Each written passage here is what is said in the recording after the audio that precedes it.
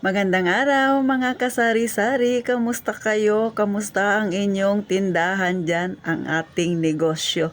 Sana lahat tayo ay okay lang mga kasari.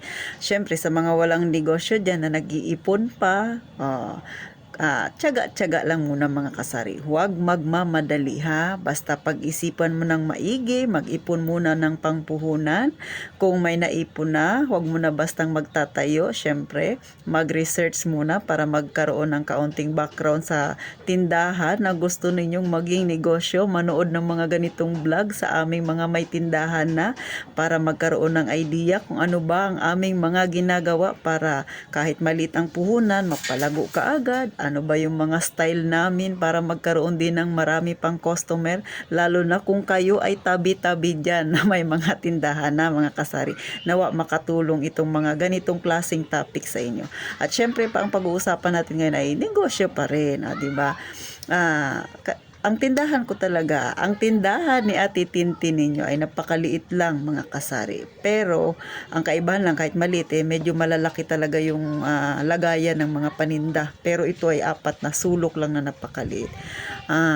Ngayon, nung unang nag-start ako, talagang napakaalog dahil 20,000 lang ako nagsimula ng aking puhunan. Pero sa ngayon, kung makikita ninyo, ganyan ang itsura niya, siksika na ang aking mga paninda. Pero patuloy pa rin ako na ginagawa yan para maparami pa siya, maparami pang aking paninda. Bagamat ang aking tindahan, pag nasa labas ka, hindi kagandahan tingnan, wala pang kapintura, pintura ang kanyang wall, di ba? Pero syempre darating ako dyan, kaya abangan ninyo ang journey ni Ate Tintin. Malay ninyo magiging journey nyo rin yung ganitong klase, di ba? Sa mga may tindahan na kagaya sa akin na hindi naman talaga kagandahan ng itsura. Sisi, go lang ng go ha.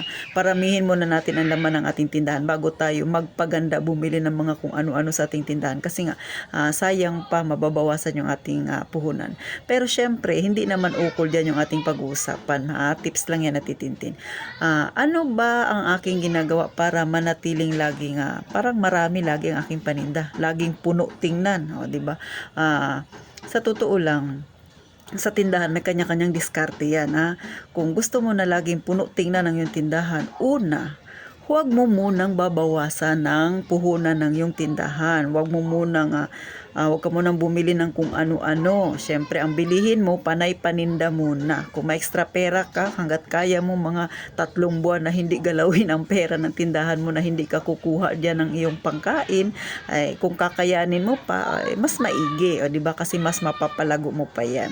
Pero bago ako magtuloy-tuloy sa aking sinasabi, yung mga naririnig nyong ingay, huwag nyo nang intindihin. Marami mga bata ngayon dito sa harapan ko naglalaro mga kasari.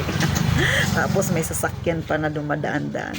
So, sunod, dapat kapag ikaw ay may tindahan, maliban sa wag mo munang babawasan ang iyong puhunan, dapat din masipag kang mamili.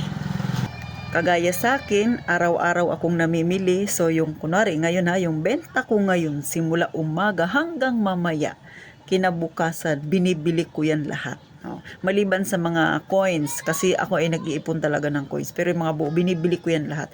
Pero may hawak naman akong barya, pang sarili kong pambarya, pagkabuo yung bibilhin ni customer sa akin, yung pera niya buo, so may pambarya ako. Pero nung mga unang araw ng pagtitinda ko talaga mga kasari, aminado ako, wala akong hawak na pera. Kasi 20,000 lang yung puhunan ko, wala akong extra pera.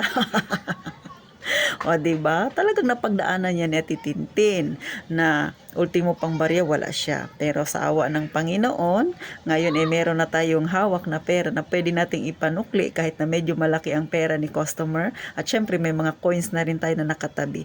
Pero, hindi ko, ito ay sinishare ko sa inyo mga kasari kasi gusto ko maka-inspired ng mga kagaya dyan na may maliit na tindahan kagaya sa akin kasi napagdaanan ko rin yan. Yung feeling ninyo ay naramdaman ko rin yan mga kasari. Kaya nga sinishare ko sa inyo ito para mas lalo kayong magpursige na ang tindahan kunting pasensya lang. Aangat din yan. Dadami din yan Ma-motivate ka lang. Maniwala ka sa akin mga kasari. Lalago din ang iyong tindahan.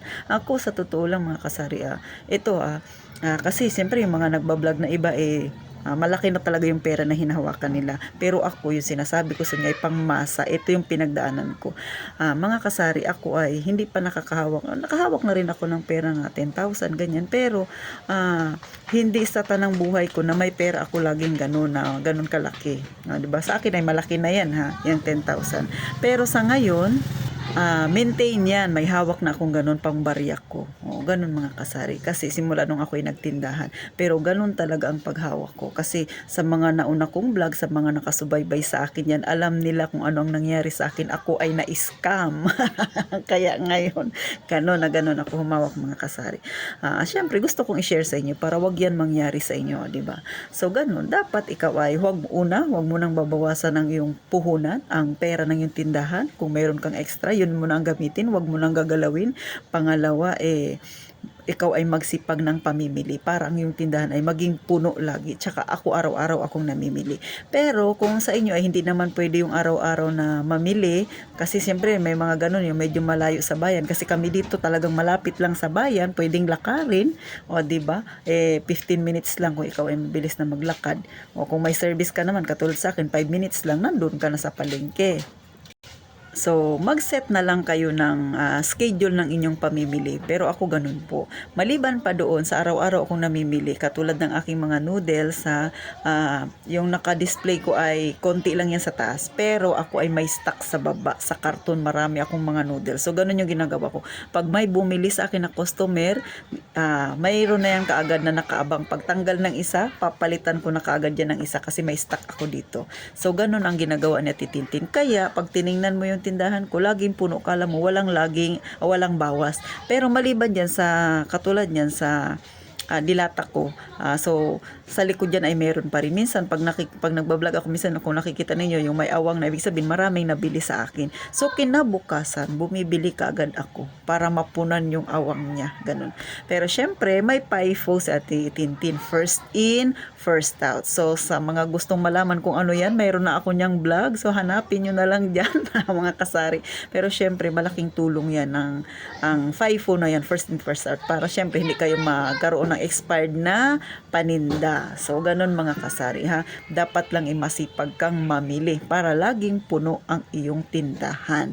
At saka, syempre, nasa sayo yan sa pag-aayos yan ng iyong tindahan. Katulad ako, pag wala akong masyadong ginagawa, katulad nito, pagkatapos kong makapag-record ng iba-vlog ko, pag wala akong ginagawa, nagpupunas-punas ako. Tapos inaayos ko na naman yung mga dilata ko. Ganon mga kasari. Kasi nga, gusto ko magandang tingnan yung aking tindahan. At saka syempre, ayaw ko yung may mga awang-awang, may mga pagitan na pangit kasi tingnan sa isang tindahan. So, ginagawan ko ng paraan. So, nasa sa inyo yan kung paano ninyo pagandahin ang inyong tindahan. Sa akin ay sinishare ko lang sa inyo kung ano yung mga style ni Ate Tintin sa kanyang tindahan. So, ako, may style ako, kunwari ha, mga kasari, sa dilata, kunwari, century tuna, kunwari lang example, ang aking display ay 6 yan, so 3 sa harapan, mayroon sa likod 3. So, pag nabilhan ako ng 2, syempre, 2 na lang ang matitira ng aking century tuna. Ang ginagawa ko, pag nabilhan ako ng 2, kinabukasan, bibili ako ng century tuna, pero ang ginagawa ko, 3. May nakaabang na kaagad na isa. Kaya paunti-unti pag namimili ako, sinosobrahan ko. Ganun ako mga kasari. Pag may bumili sa akin na customer, kunwari, 3 na preska, kinabukasan bibili ako 4. Ganon ako mga kasari. May sobra siya. Kaya dumadami ang aking paninda. Pero syempre,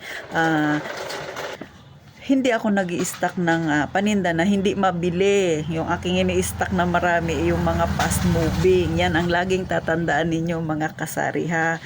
Huwag mag-i-imbak ng slow moving. Laging fast moving para laging madaling mapaikot ang inyong paninda. So, paano mga kasari? Sana kahit kaunti may natutunan kayo kay Ate Tintin sa kanyang mga tips, lalo na sa mga nagbabalak na magkaroon ng tindahan dyan. At sa mga may tindahan din na kagaya sa akin na maliit, sana nakapagbigay ako ng kaunting idea. At syempre pa, sa mga hindi pa nakasubscribe, please mga kasari, kaunting tulong niya na kay Ate Tintin, pasubscribe naman, tsaka like na din ha mga kasari. Syempre, nagpapatunay lang yan na may natutunan kayo sa akin. At tsaka magkwentuhan pa pa tayo sa mga ganitong topic na makakatulong sa atin para umangat-angat ng paunti-unti ang ating masang pamumuhay mga kasari. So thank you sa mga nanood. At syempre pa, magpapaalam na muna sa titintit. Mag-iingat kayong palagi mga kasari.